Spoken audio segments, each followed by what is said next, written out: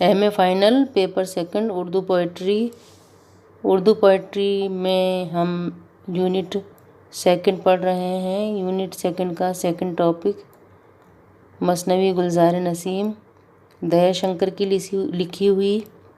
پہلے لیکچر میں ہم اس کا قصہ پڑھ چکے ہیں۔ آج ہم اس کے خصوصیات پڑھیں گے، جس میں سب سے پہلا ہے لکھنوی ماحول کی عکاسی۔ گلزار نسیم کے بیشتر واقعات فوق فطری ہیں۔ مثنوی کا قصہ نسیم کی تصنیف نہیں، لیکن انہوں نے اس کا انتخاب سوچ سمجھ کر لیا ہے۔ اس قصے پر نسیم کی نظر انتخاب اس لیے پڑی کہ یہ لکھنوی ماحول کے عین مطابق تھا۔ اس عہد کے لکھنؤ میں ہر طرف عیش و عشرت کا ماحول تھا۔ نسیم نے اس مثنوی کے ذریعے ذہنی عیاشی کا دلکش مواد فراہم کر دیا۔ اس دعوے کے ثبوت میں مندرجہ ذیل دلیلیں پیش کی جا سکتی ہیں۔ نسوانی کردار۔ اس وقت لکھنؤ کے معاشرے میں زندگی کا کوئی شعبہ ایسا نہ تھا جس پر عورتوں کی حکمرانی نہ ہو۔ عورتیں بھی ایسی جو ناز و ادا اور غمزہ و عشوہ کا مجسمہ تھیں، کیونکہ طلب اسی کی تھی۔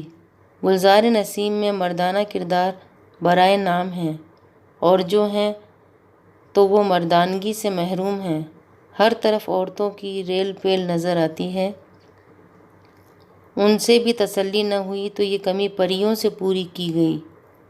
تاج الملک کی ہمدرد دایا، دلبر بیسوا، حمالہ دیونی، اس کی منہ بولی بیٹی محمودہ، بقاؤلی، اس کی سہیلی سمن پری، جمیلہ پری، روح افزا پری، رانی چتراوت، دہقان زادی اور اس کے علاوہ بہت سے نسوانی کردار داستان پر حاوی ہیں۔ تاج الملک کے چاروں بھائی تو نکمے نکلے۔ خود تاج الملک کا یہ حال ہے کہ وہ بھی قدم قدم پر صنف نازک کی مدد کا محتاج ہے۔ بقاؤلی کو مدد کی ضرورت پیش آتی ہے تو اس کے باپ فیروز شاہ کی جگہ اس کی ماں جمیلہ ہی مدد کرتی ہے۔ راجہ چتر سین سے زیادہ رانی چتراوت کی حکومت نظر آتی ہے۔ راجہ اندر اور دہقان کے کرداروں میں کچھ توانائی نظر آتی ہے۔ مثنوی کے بیشتر نسوانی کردار بازاری عورتوں سے مشابہ ہیں، یا ان میں کسی نہ کسی حد تک بے شرمی ضرور پائی جاتی ہے۔ کیسی حیرت کی بات ہے کہ سن رسیدہ عورتیں نوجوان لڑکیوں کو نوجوان لڑکوں سے ملنے کے موقع فراہم کرتی ہیں، اور اس کی مثالیں مثنوی میں متعدد جگہ پائی جاتی ہیں۔ عریانی۔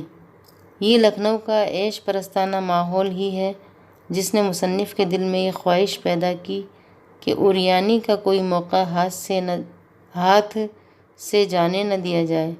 بوس و کنار اور عاشق و معشوق کے وصال کا حال نسیم بہت لطف لے کر بیان کرتے ہیں۔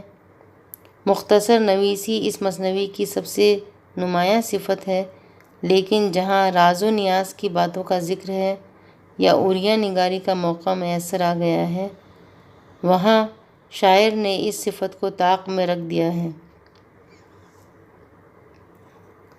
مثنوی میں اس طرح کی متعدد مثالیں موجود ہیں، مثلاً ایک مقام پر پریوں کا چشمے میں نہانا اور شہزادے کا ان کا لباس چھپا دینا وغیرہ وغیرہ۔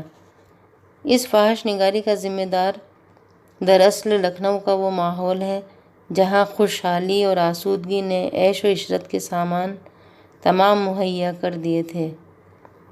یہ تو ہوا لکھنوی ماحول کا تاریک پہلو جس کی مثنوی سحر البیان میں کامیاب عکاسی کی گئی ہے۔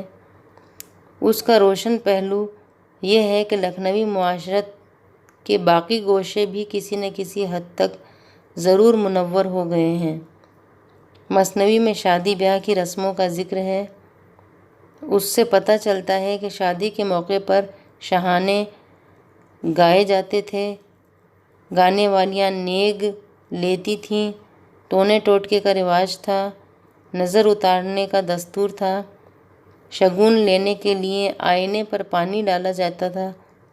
نسیم نے اختصار سے کام لیا ہے، پھر بھی مثنوی کی یہ خصوصیت ہے کہ عہد نسیم کے لکھنؤ کی بہت سی تصویریں ان کی اس مثنوی میں پیش ہو گئی ہیں۔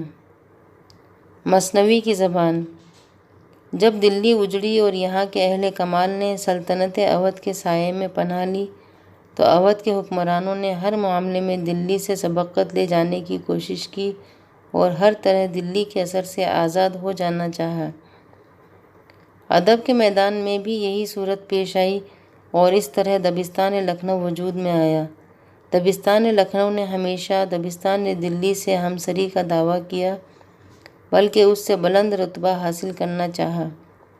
میر امن کی باغ و بہار کے جواب میں رجب علی بیگ سرور نے فسانہ عجائب لکھا تو گلزار نسیم بھی سحر البیان کے خلاف ایک سخن گسترانہ کوشش ہے۔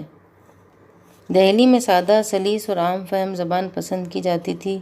لکھنؤ کے شاعروں اور ادیبوں نے خود کو دہلی سے ممتاز کرنے کے لیے مرصع اسلوب کو اپنایا، طرح طرح کی صنعتیں استعمال کی، جس کے نتیجے میں ان کی زبان پرتصنع تو ہو گئی مگر اس میں ایک خاص دلکشی اور رعنائی پیدا ہو گئی، ایک ایسی رعنائی جس نے غالب جیسے عظیم فنکار کو بھی اپنی طرف متوجہ کیا۔